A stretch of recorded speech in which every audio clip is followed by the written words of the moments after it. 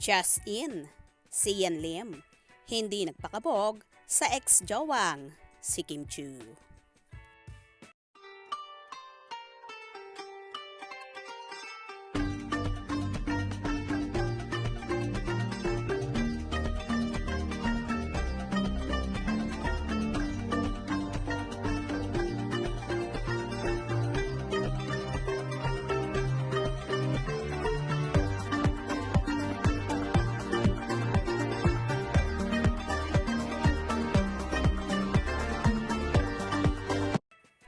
Mukhang hindi pahuhuli si Sian Lim sa kanyang ex-jowa na si Kim Chu.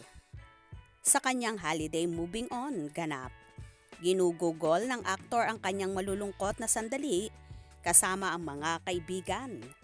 Kung si Kim ay nasa dagat kapiling ang kanyang pamilya para lang maibsan ang hapdi sa pagtatapos ng 12-year romantic relationship kay Sian. Outdoor din naman ang drama ng huli. Karay, ang kanyang motorsiklo, kabalikat niya ang mga rider na kasama. Nakabalandra sa Instagram ni Sian ang unang larawan ng kanyang motorsiklo kasabay ng iba pang shots kasama ang biker friends niya. Pambarako ang eksena ni Sian na sabay-sabay silang nagkakamay sa budget meal mula sa isang fast food. May selfie rin ito sa mga kaibigan. Kinunan din ito ang isang resort at ang paborito nitong fast time na kape. Tila dito ay binuhos ni Sian ang kalungkutan sa pagkawalay kay Kim. Isa ito sa mga nagbibigay relief sa aktor ay ang pagiging isang sport enthusiast. Saingan nito sa post, Yesternights Conundrum.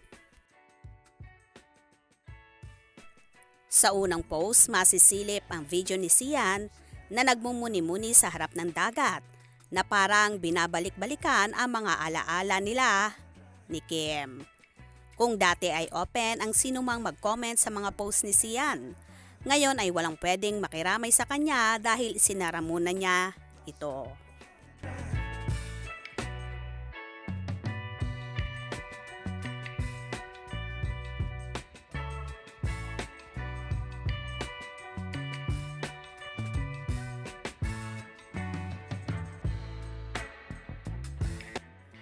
Makikita sa mga kaganapang yon ni Sian na ipinoste na tila masaya rin naman siya kahit hindi niya nakapiling ang ex-nobyang si Kim Chu.